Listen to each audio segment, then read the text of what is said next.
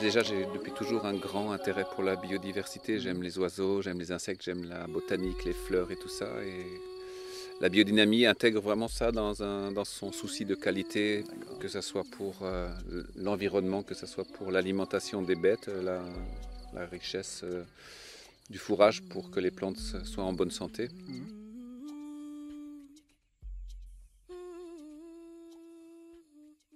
La biodiversité, c'est une loi fondamentale de l'agriculture biodynamique parce qu'elle repose sur ce qu'on appelle l'organisme agricole, qui est d'autant plus riche que toutes les parties de cet organisme sont riches et variées. Ça veut dire que plus on a d'espèces animales, mais aussi surtout plus d'espèces végétales, plus on a un organisme sain et solide.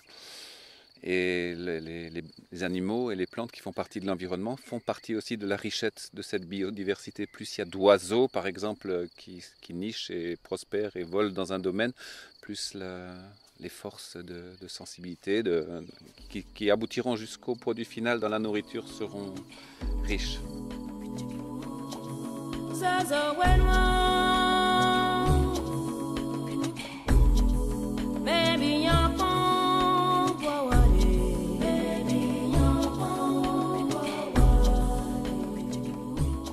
L'impact de l'agriculteur pendant des siècles et des siècles sur la richesse faunistique, floristique a été extrêmement grand. Ça a décuplé la variété.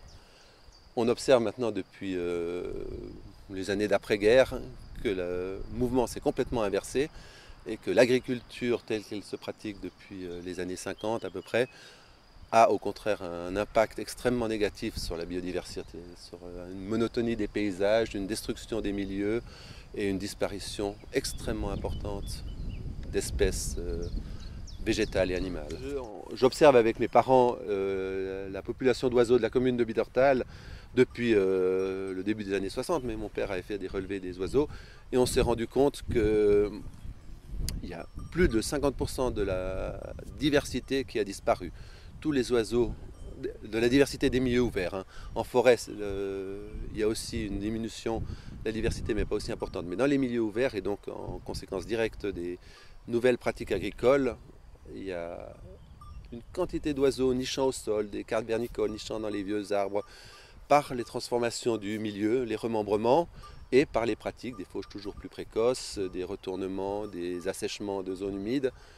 Et l'agriculture est vraiment le facteur essentiel d'appauvrir, enfin essentiel, il y a aussi l'urbanisme, il y a aussi l'industrialisation, mais quand même, dans une zone comme, en tout cas comme le Sungo, comme notre région, ici, c'est vraiment l'agriculture qui est responsable de cet appauvrissement. Et une espèce qui a disparu est extrêmement difficile et extrêmement longue à faire revenir. Un bâtiment qui a été détruit, on peut toujours le reconstruire.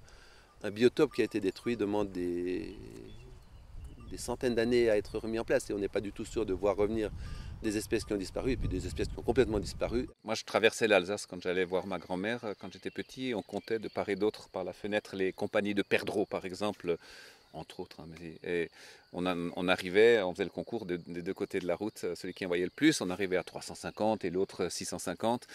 Aujourd'hui, il n'y a plus de perdreaux. Ça n'existe plus la perdrix grise dans la plaine d'Alsace. Il y avait des vanneaux, c'était l'oiseau emblématique de la plaine d'Alsace. Il n'y a plus de vanneaux. Il y avait des courlis ici dans les zones humides. Ils ont disparu. Il n'y a plus de courlis. Il y avait des pigrièches grises, il y avait des pigrièches écorcheurs un peu partout.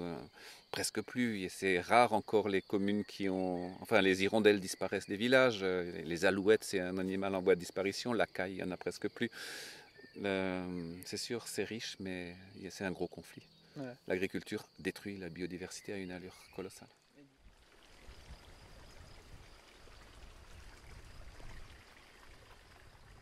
Alors, c'est déjà un domaine qui est du point de vue biodiversité très très riche. Il est au Piémont, c'est une rencontre de plusieurs biotopes. On est une clairière dans la forêt, donc la forêt c'est déjà des lisières tout autour de la ferme. La lisière c'est déjà un milieu de biodiversité très riche, mais on garde aussi un certain nombre d'éléments comme un massif avec les ronces qui l'entourent. Il y en a un en bas, un ici.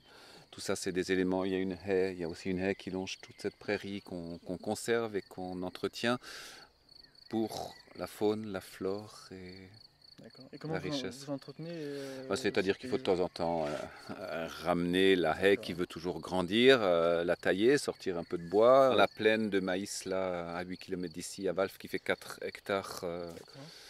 d'un seul tenant, mais c'est quand même petit au milieu du maïs. Et on a planté une haie tout autour de la parcelle pour déjà créer vraiment une autonomie visible dans l'environnement. Et tout de suite, il y a quelque chose qui fait qu'on s'y sent mieux. Il y a une frontière, une peau, il y a des animaux, il y a des oiseaux qui chantent.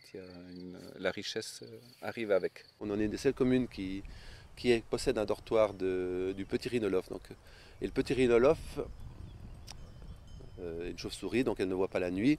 Elle se dirige grâce au son qu'elle émet et qu'elle capte par ses radars. Elle a besoin toujours d'une continuité d'une haie.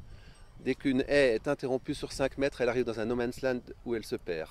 Donc elle reste toujours à proximité. Dès qu'il y a une coupure dans une haie, c'est une barrière infranchissable pour elle. Autant pour nous, une haie, c'est une espèce de quelque chose qui structure et qui coupe le paysage, autant pour la faune, c'est des voies de communication. Et donc on essaie de faire se relier des éléments du paysage.